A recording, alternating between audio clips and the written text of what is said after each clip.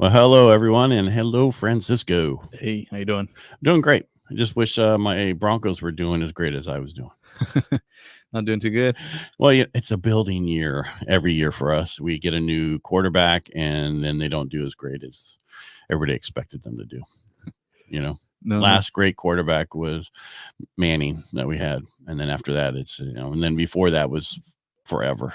So what are you going to do? It's like people on the Raiders, they're all upset about right now because they're having a bad year. Well, that just happens. Yeah. It's not always perfect. So right. I take it you don't watch football. Nah, not much. Do you watch soccer? No, not really. I don't even really. I watch all football. Football? All football. Soccer. I mean, that's what they call it over there, but we call it soccer here. Right. Yeah, no, I'm not too much on it. Sometimes, like, some of the boxing, UFC stuff, but not even too crazy involved in it either. Yeah, I don't really watch that stuff as much. I mean, only occasional fights, but it's just not my thing. Yeah. All right. So how's the markets for you? I mean, everybody keeps saying, I hear rates went down. Rates went down. Rates have calmed down a little bit. We were 7+ and now we're close to 6.5 to 6. That means FHA's in the 5s, which is good rates. But, there's just some people who are still worried about, where they used to be and thinking they're going to get exactly back there.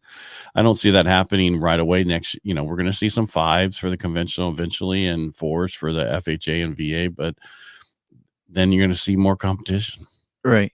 So you have two choices: buy now with less competition with a higher rate and then refinance later, or wait for a lower rate and then pay more for your house.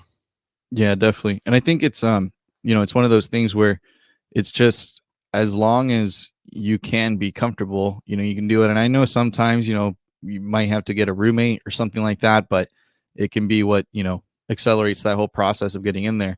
And the thing is that, exactly like you said, that's been my biggest fear for a lot of the buyers that I have, is that they'll wait too long, and then things are just going to be hectic again. But I mean, how much will it change then to, I guess the rates and everything will be lower, but we were just kind of talking about like how that rate difference is, makes a huge difference. Yeah. What about income? I mean, we were talking before the show, we're talking about, the average right now to buy a home, you need between $80,000 to $100,000 of income in your family to purchase a home. Probably a year or 2 years ago, that was probably down in the 60 to 70 range. And so, that's when payments go up, that's qualifying for the house goes up. Right. So if you average, say that whatever your income is per month gross, you can take 31% of that.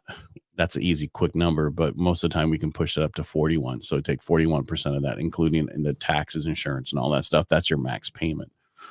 You follow me? Yeah. And that's the thing too, is, for some people it's hard to do that. Right. Because I know, and we've talked about it before where, some people have different lifestyles and everything. Right. Like they're Uber driver now and they don't show income, that kind of stuff.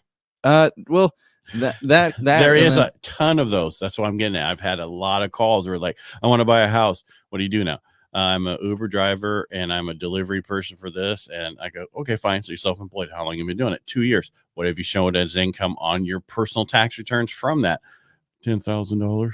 Yeah. No. And it's it's difficult too, because like, I mean, even, with a lot of people that kind of take that route, yeah, you're pocketing the money, but if you're not planning on using like a, like a non-QM loan type of thing where you're not having even, but it's really hard even on that. I'm sorry to interrupt you, but they're just not as an Uber driver, you're getting cash or you're doing the app. You're not getting, hundreds of thousands of dollars unless you're working 24/7. You know what I mean? Right. Yeah. So it does make it hard. And that's one of the things too, is, I mean, the importance of that, and definitely, I mean, the benefit of the loan and everything is a lot better. Right. Mm-hmm. And that's the thing is, sometimes people have to find that sweet spot even, right, to really make it work. But granted, I mean, shoot, I know how it is. I had to pay my property taxes on my house.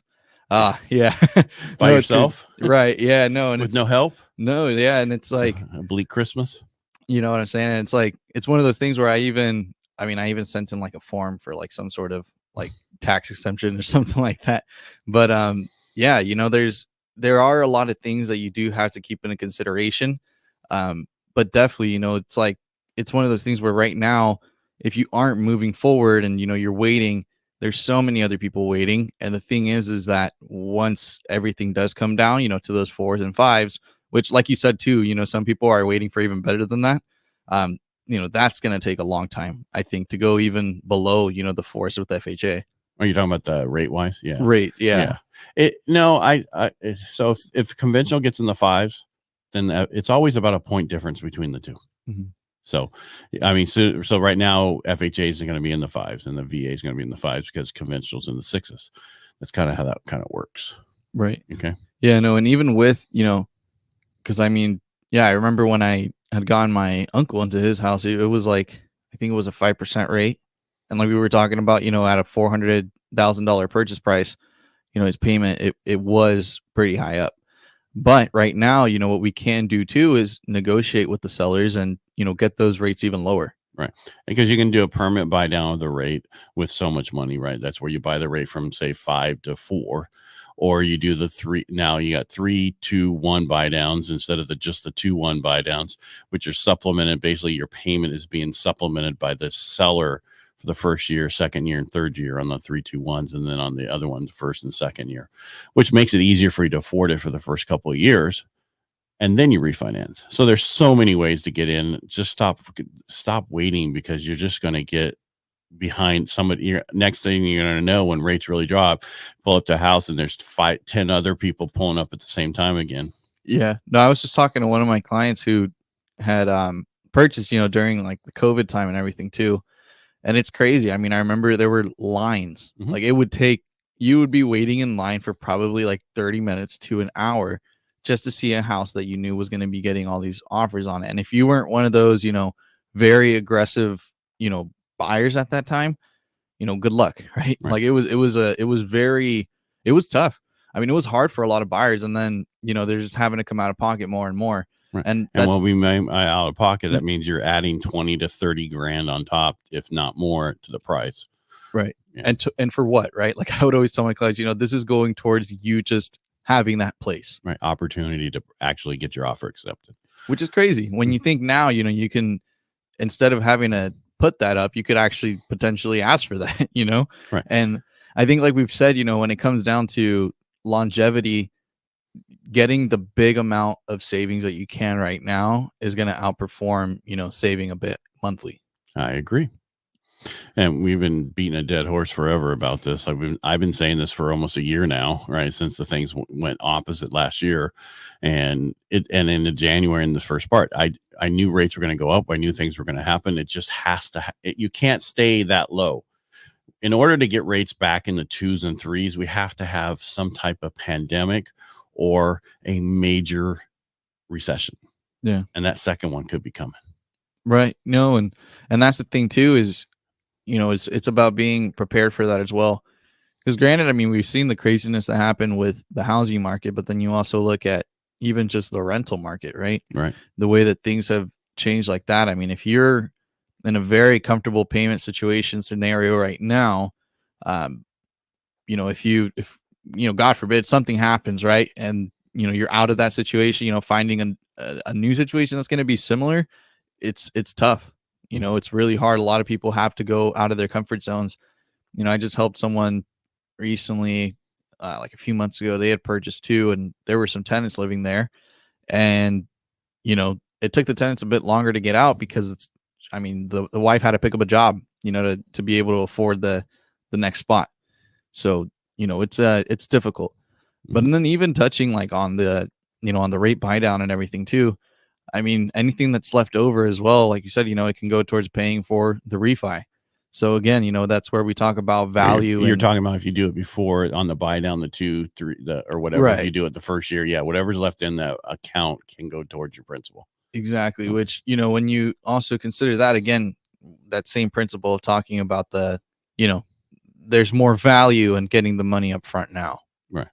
The difference now is you're not having to write over, but your payment's a little bit higher now, right? But you can absorb that by getting help from the seller. And this help from the seller is not going to be here forever. I'm just going to let people know, once these rates go even more lower, you're going to stop seeing that, because the houses that are coming on the market recently are going pending right away. They are. Yeah, we've actually been seeing them, and the statistics, I mean, when you look back to last year, yeah, maybe houses were only taking what, you know, 5, 7 days on market. Um, now I think realistically, when we look at the numbers, it's just like doubled, right? Like it's pretty much from year to date, Right. the speed of sales, houses, in contract, everything like that. It's all pretty much just doubled. But still, even from when we look back at that, you take into consideration 7 days compared to maybe like 20 something days or 30 days, still pretty fast. I mean, and that's the thing is that we still have this shortage of inventory, but the market is definitely, it's been correcting. And that's the thing is that, once things start going back down again when it comes to the interest rates, that's when we will see, I think a big resurgence of a lot of buyers, because there's also buyers that are just qualified sitting around, not Well, really doing anything, because they think that's, I'm waiting for this huge drop. Everything's going to drop by so much. And the most they're actually stating that things could drop is 8%. Mhm. And That's on a $50,000 property. I'm sorry, $500,000 property. That's like $42,000, right? Yeah. Which sounds like a lot, but it really isn't.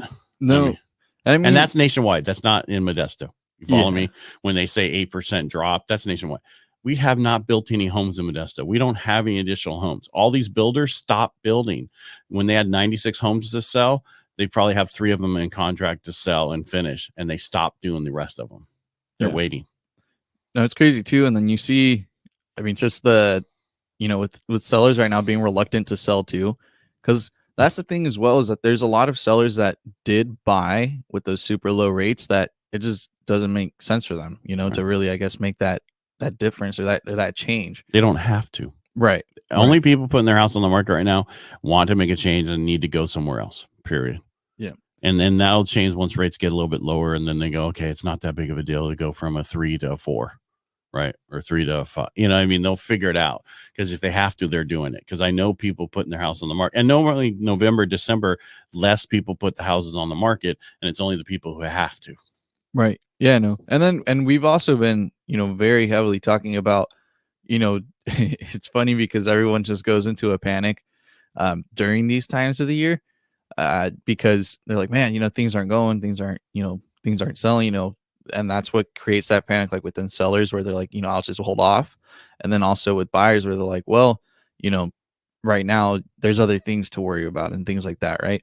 But it's like we always said, I mean, typically like November, December, January are great times to buy. There's just good deals out there.